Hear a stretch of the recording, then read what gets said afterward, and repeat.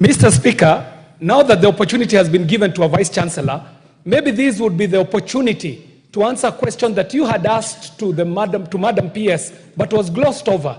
Mr. Speaker, you had asked, is there a disconnect between what the ministry is saying and what the universities are doing? And even on that, Mr. Speaker, the channels of communication, is it all being left to be communicated by the President, where the minister, the PS, the HELB, and all other people who attend to these issues in the Ministry of Education are mute to a point where you have had to call a Kamukunji to explain it to members of parliament. These members of parliament are good consumers of media. They are very well versed with what is happening on the ground, but they still do not understand this funding model, Mr. Speaker, meaning that the communication that we are being given here today is not trickling down to the ground.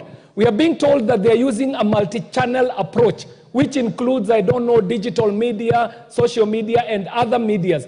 Mr. Speaker, the point is that all that has been said prior to today has not communicated to the publics in the way that it should. So now, could the Vice Chancellor tell us, are the Vice Chancellors sabotaging the communication? Are they part of the problem, or are they part of the solution that we are seeking, Mr. Speaker? Thank you very much. And this is in terms with the flow of communication. Thank you very much, Mr. Speaker. Vice Chancellor,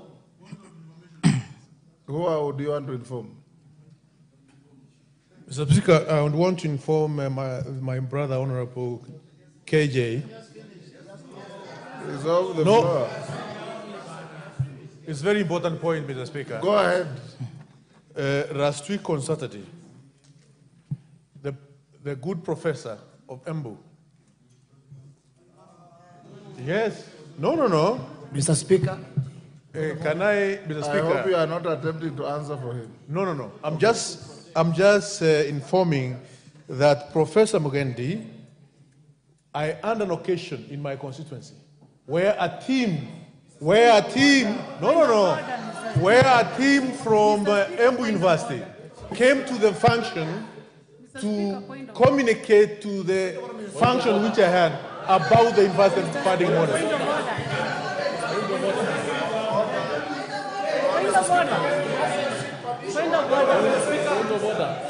Mr. Speaker, I'm not trying to protect Professor Mugendi in any way. Order. Take your seat. Order. Take your seat, please. Take your seat. I do not want to be informed. Order. Find him out of order. Honorable Ruku. Order. Honorable Ruku, when I last checked, you are not a Vice Chancellor. Vice Chancellor, can you respond to those concerns? Thank you very much, Honorable Speaker and Honorable Members. I have two issues that I've been asked to respond on. The first one was on the issue of if the students come to our universities and they have not been able to pay the household component, whether we allow them to continue standing. And I want to answer in the affirmative, yes. And we have said that there is no student who should be turned away because they have not been able to pay the full household component. Every university has a mechanism that we have put in place to ensure that students will be able to pay the household component as they study. And many of us, the arrangements that are in place is that if they're able to keep paying something small, then they continue doing it, so that by the time we get to the end of the semester and we are about to do the exam, then they should have finished paying. So I want to say that we have communicated very clearly. We have communicated very clearly that to the VCs that they shouldn't be turning away the students. Yes, Thank you, Mr. Speaker. It's a point of order, is it? Point of order, Mr. Speaker. Yes.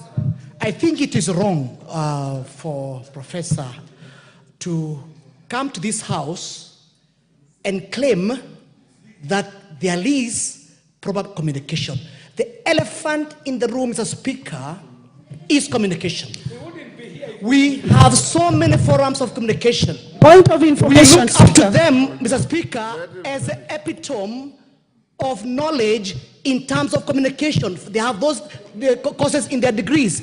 Mr. Speaker, a simple communication through the X has not been expressed by these institutions. That's why we are here right now today, Mr. Speaker, carrying so many cards for Harambes because of communication. That's number one, Mr. Speaker. Number two, Mr. Speaker, there is a trust deficit on the system. We have not heard to what extent does this data is being unbundled through the system and how much is a human intervention. That's why you have a problem that people who are supposed to be in bundle 1, they are now in bundle 4 and 5. Mr. Speaker, I think before the Chancellor's communication, I think you need to address the clear forums of communication because that's why we are here. We are not able to communicate to our people on the ground on this issue. Thank you, Mr. Speaker. So, Vice Chancellor, what you are telling the members of Parliament here is that no student will be turned away on reporting day 1 for the simple reason that they have not been able to marshal accommodation fees, but they can pay along the way. Is that what you are telling the House? Mr. Speaker, sir, the issue of accommodation is different because, as you know, accommodation is linked from registration, and actually most of the accommodation providers are private people. But in terms of fees, that's what I'm saying, the household contribution, which we've been talking about, either the 5% in band 1, or the 10% in band 2, or the 20% in band 3, that is what I'm talking about, because that's the fees that comes to the university. There is no student who should be chased away because they have not paid household component. Use the word will, not shall. Let them answer the other questions. They have answered. Yes. Point of They have information. only responded to Oundo's question. There was one from Dawood, from Pareyo, and from the member for Nyatike. Yes, sir. Okay, go on. Yes, Honorable Mr. Speaker, sir. The other question was on the issue of communication and what we are doing as Vice Chancellors to ensure that we are communicating this message to our stakeholders. And I want to say that, yes, the message is a process. And that's why we are here today talking about the student-centered model or the new funding model. I'm sure members of Parliament have even seen our peers in media houses. They have seen some of our officers in these state agencies, in our state agencies, and also some of our vice chancellors in media houses communicating about this new funding model. I want to say it's a process. It is something that is ongoing. What we have agreed as vice chancellors is that we are going to adopt constituencies that are in the universities where, the counties where our universities are located. And we've already liaised with some of you MPs, and I think members of Parliament, honorable members of Parliament, and I'm sure you know it. And we have said that we want to be accompanying you when you have your public embarrassers, when you are meeting with your stakeholders, so that we can be able to talk about the new funding model. And I'm sure it is on that breath that Honorable Rocco was trying to clarify that last week in a function that he was involved in, I did send a team to be able to do that. The other issue, Mr. Speaker, sir, is that also as a Vice Chancellor... Yes, hold on. Wamushomba, what is Mr. Speaker, agitating you? Mr. Speaker, I'm quite agitated because it looks like we are wasting our time. We've been here since morning wanting to get clarity serious information from people who are expected to disseminate information. If this is the style the honorable professor is using to disseminate information to us, what about the students who have no patience with him? We are wasting our time, Mr. Speaker. I think it is high time we acknowledge that this system is quite a mess. We must go back to the drawing board. We are wasting the life and the future of our children, and these people who are entrusted with information dissemination should be fired with immediate effect because they are doing a lot of nothing to our country. Yes, Professor. Professor, let's hear the professor first. Professor has finished.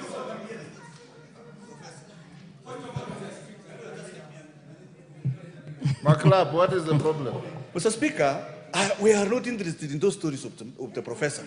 Mr. Speaker, what is very important to communicate to the country?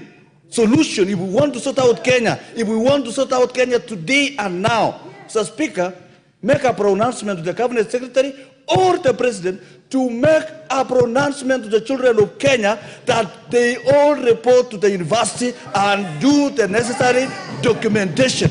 The documentation can be done in the university, the accommodation can be sorted out, Mr. Speaker. Two, Mr. Speaker, make the ministry, the minister, or the president of the Republic of Kenya, make a pronouncement to the people of Kenya, the children of Kenya, that all certificates of students going to university be released unconditionally, because those certificates, national examination, the government paid for examination fee in Kenya.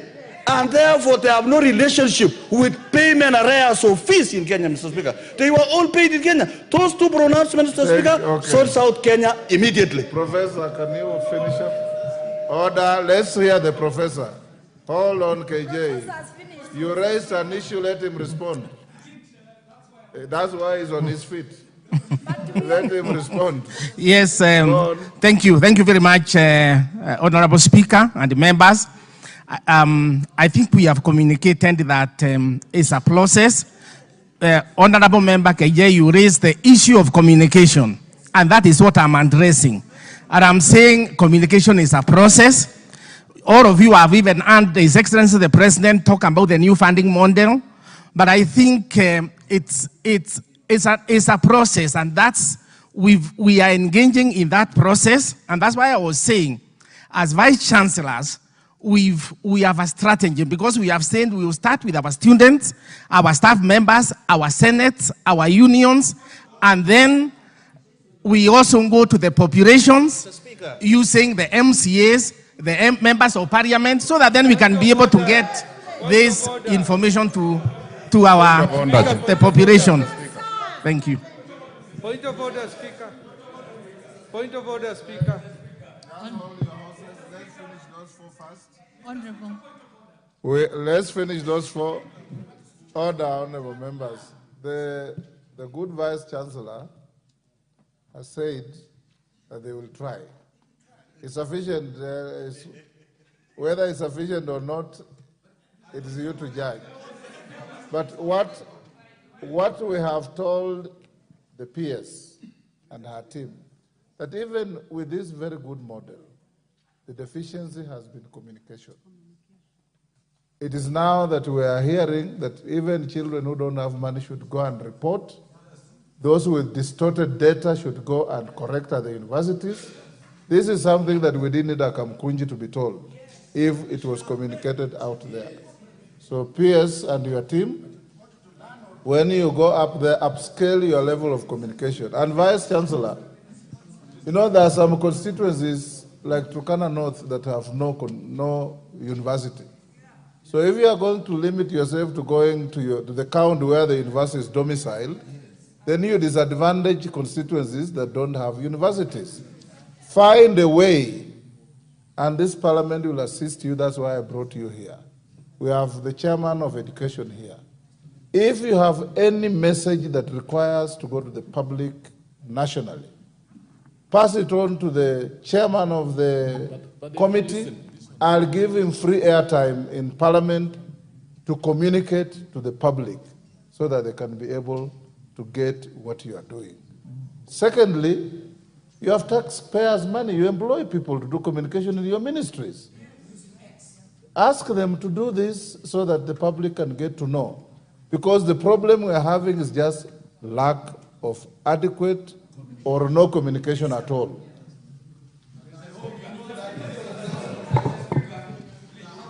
Mr. Speaker. Let's hear the other answers first.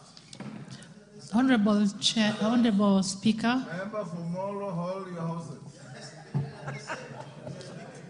Honorable Speaker, thank you very much for the opportunity.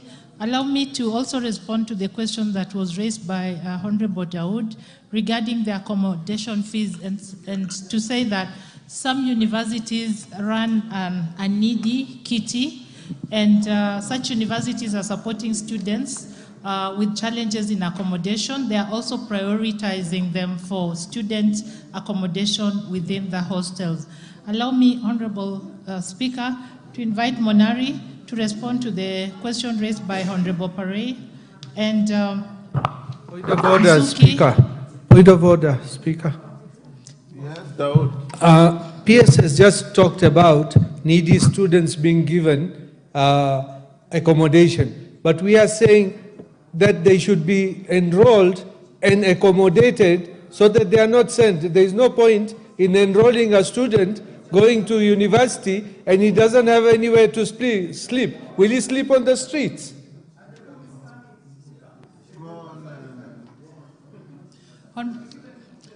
Honorable Speaker, Mr. Nzuki will respond to the question on family structure by Honorable Shimba, and then the VC for Laikipia University, Honorable Professor Rotich, will respond to... Before that,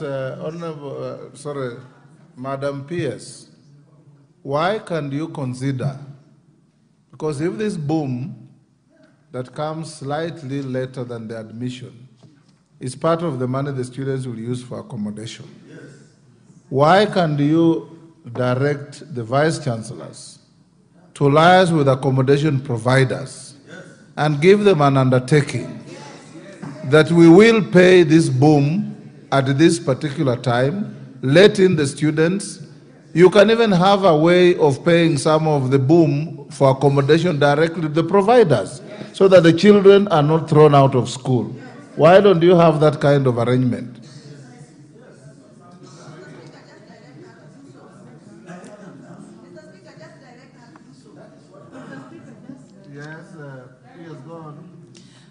Honorable Speaker, I am under your advice, and we shall work on this proposal with the Vice Chancellors, on this directive with the Vice Chancellors. I will... Just hold on. Bwana Vice Chancellor, will you consider telling, you are the chairman, right? Yes. Of the Vice Chancellors. We would advise that you communicate with your colleagues, because the boom you are going to pay will go towards accommodation. You already said that it's private enterprise that provides accommodation, but the money will still come from the boom. Can you organize to allow students to report, have the accommodation available, on the undertaking from the university that boom is coming and accommodation will be paid so that education goes on uninterrupted? Okay. Obliged, Mr. Speaker. Thank you.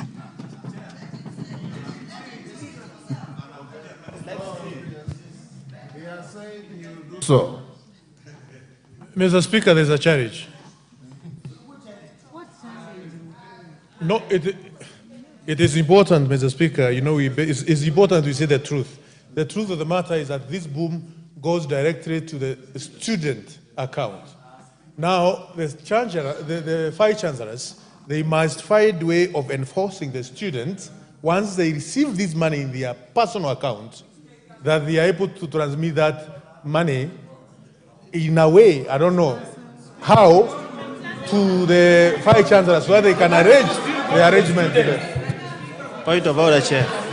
Mr. Speaker, Honorable Ruku, on the same point.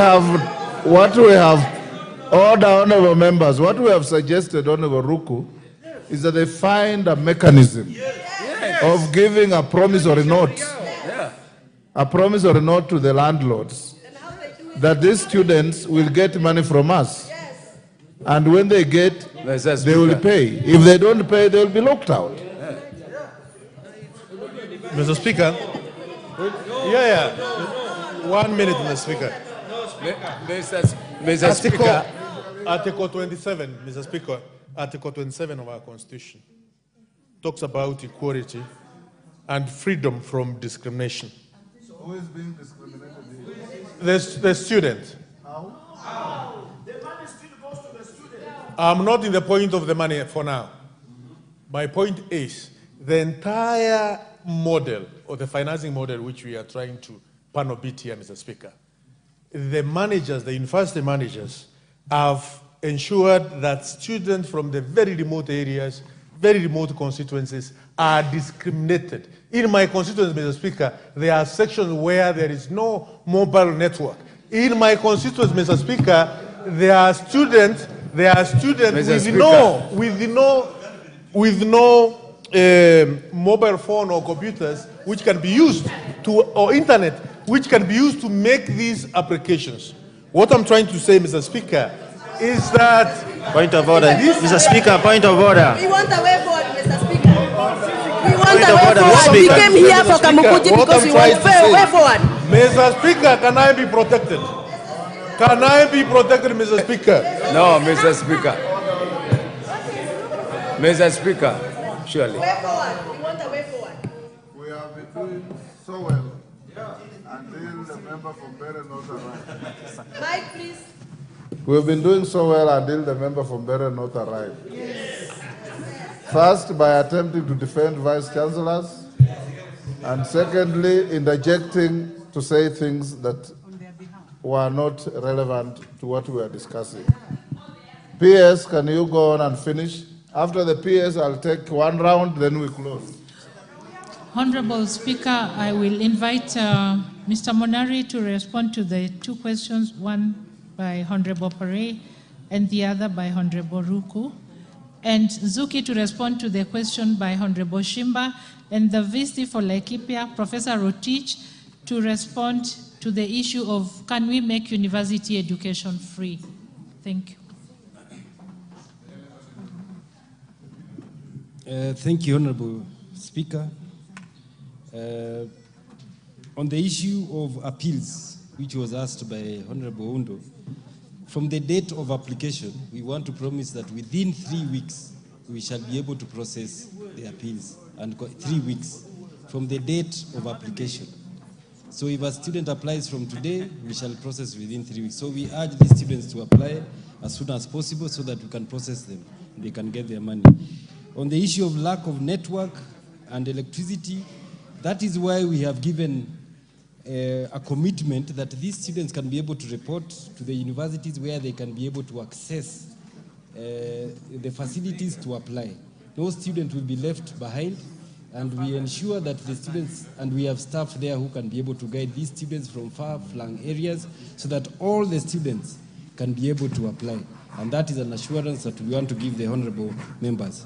On the issue of the prolonged allowance to apply until December 31st, this is in the spirit of ensuring that no student is left behind also, because it will allow students who did not have a chance to apply or who did not have the necessary documentation to apply a chance to be able to apply within reasonable time. Thank you. The next.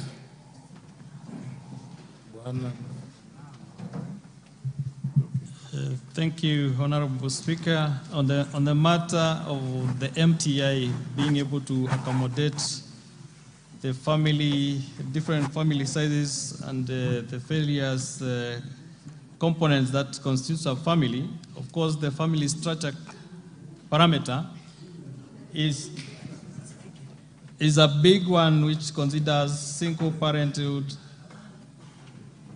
orphans, children, and of course, the size of the family is considered. How does it play out?